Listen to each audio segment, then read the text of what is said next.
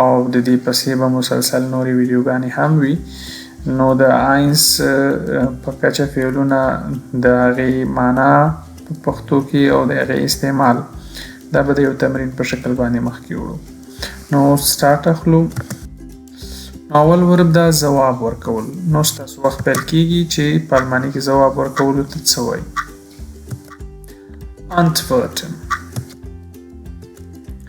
اوس که تاسو وایئ چې زه تا ته اوس ځواب نشم درکولی دا استعمال ده نو دا به څنګه وایو. Ich kann dir jetzt nicht antworten. او که فورمالي وایو نو بیا وایو چې ich kann Ihnen jetzt nicht antworten. دا antworten یو regelmäßig یا قایروي فعل ده. په پرفکټ کې ورسره haben استعمالیږي او پارټیسیپ سوای چې ده geantwortet او دا هم پریزنس کې کانجوګیشن ده. دوم ورب زمونږ ده پوښتنه کول. fragen. که استعمال یې وکړو نو آیا زه ستاسو څخه یو څه پوښتلی شم دا به څنګه وایو. Kann ich dich etwas fragen? او که فورمالي وایو نو بیا وایو kann ich Sie etwas fragen. دا هم regelmäßig ورب ده. haben استعمال په پرفکټ کې کیږي ورسره پارټیسیپ سوای gefragt او دا پریزنس کې د subject pronomen سره کانجوګیشن ده. دریم ورب ده لوستل. lesen. که استعمال یې وکړو نو تاسو اوس مهال څه لولئ.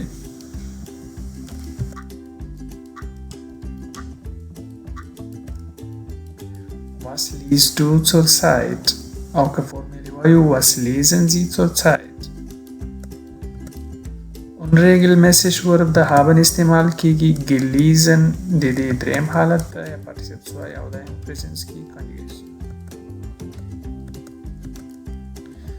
زده کول. څلورم نمبر فعل lernen. استعمال یې کوو زه د الماني ژبه زده کوم.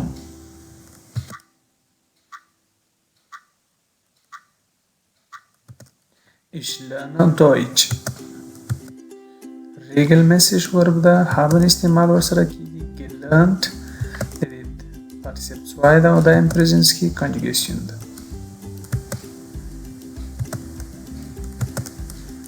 پنځم نمبر ورب ده لیکل. schreiben. زه یو لیک لیکم. استعمال یې څنګه به وایو. Ich schreibe einen Brief. einen Akkusativ. unregelmäßig ورب ده. haben استعمال کیږي. geschrieben دا یې هم پارټیسیپ سوای او دا یې په پریزنس کې د subject pronomen سره کانجوګیشن. شپږم نمبر ورب ده خبرې کول.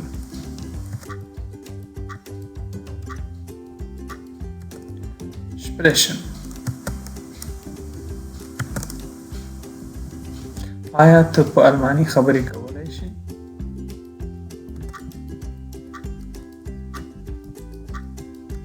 دا به هم تاسو په کمنټ کې ولیکئ. sprechen unregelmäßig ورب ده. haben استعمال کیږي. gesprochen د دې پارټیسیپ سوای ده او دا هم په پریزنس کې کانجوګیشن. پوهېدلو ته څه وایي. verstehen.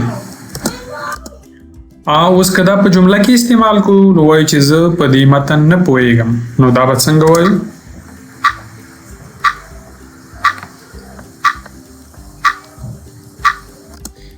Ich verstehe den Text nicht. یعنی زه په دې متن نه پوهېږم. اوس که د verstehen ورب چې A1 په کچه باندې یو ورب ده د دې په اړه معلومات وګورو نو دا unregelmäßig یعنی غیر قاعدوي ورب ده. که چیرته د پرفیکټ زمانه کې استعمال کوو نو بیا د haben ورب د کومکی فعل په شکل ورسره راځي او په خپله untrennbar ده یعنی نه بیلیږي. او پارټیسیپ سوای چې دا verstanden ده نو پرفیکټ کې موږ وایو چې hat verstanden. پریزنس کې کنجوګیشن چې دا هغه ich verstehe, du verstehst, sie es versteht und wir verstehen, er versteht und sie verstehen. اتم نمبر ورته راځو ژوند کول. ستاسو وخت پیل کیږي.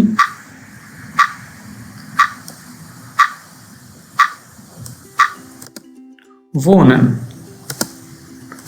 اوس کوی چې تاسو چیرته اوسېږئ.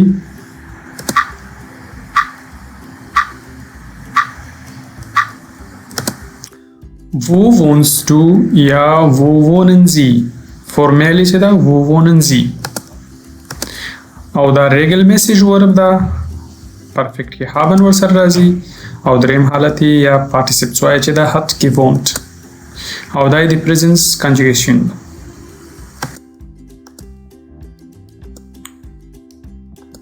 زو نهم نمبر ورته تلل.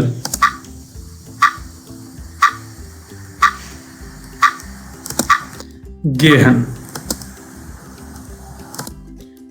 اوس کوی چې زه کور ته ځم نو دا به څنګه وایو په الماني کې؟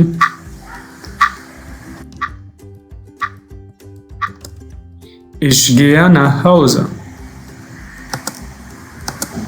gehen هم unregelmäßig verb ده او د پرفیکټ زمانه کې ورسره haben نه بلکې sein verb استعمالېږي د کومک فعل په صفت شکل باندې. او دریم حالت چې دا په پرفیکټ کې چې پارټیسیپل 2 استعمالونه وایي چې ist gegangen او دا د پریزنس کنجوګیشن ده.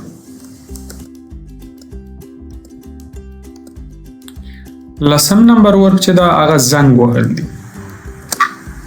تاسو وخت شروع کیږي. anrufen. اوس که تاسو چاته وایئ چې زه تا ته وروسته زنګ وهم نو څنګه به داسې وایئ؟ د دې ترجمه به څنګه کیږي؟ ich rufe dich später an. نو چونکې anrufen trennbar verb ده نو بیلیږي preposition یا هغه prefix چې کوم دغه آخر ته راځي او هغه verb چې د روفه مخې ته راځي نو ځکه دې ته trennbar وایي. او بله خبره چې anrufen چې دا چې object اخلي نو دا accusative اخلي. داسې نشو ویلی چې ich rufe dir که dir غلط ده ځکه د anrufen نه وروسته چې کوم object راځي هغه به accusative وي او دا unregelmäßig ده په خپله haben ورسره راځي کومکي فعل او trennbar ده ځکه دا د ان او روفن دوه کلمونه جوړ شوی چې ان پریفکس ده یعنی پریپوزیشن د په سر کې راغلی. نو که چېرته موږ پارټیسیپل 2 جوړوو د پرفیکټ سره نو وایي چې hat angerufen او دا یې کنجوګیشن ده. ich rufe an, du rufst an, sie ist ruft an, wir rufen an, er ruft an, sie ruft an. یولسم نمبر ورب د کار کول.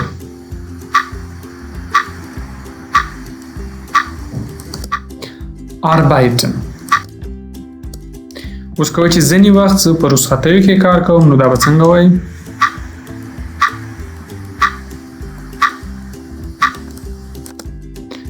manchmal arbeite ich an Feiertagen. نو ځینې وخت زه په رخصتیو کې کار کوم. arbeiten هم چې د regelmäßig یعنی قاعدوي اسم ده د haben استعمال ورسره کیږي په پرفیکټ زمانه کې او دریم حالت یا پارټیسیپل 2 چې ده په پرفیکټ نو hat gearbeitet او دا یې کنجوګیشن ده په پریزنس کې د فعلي ضمیرونو سره.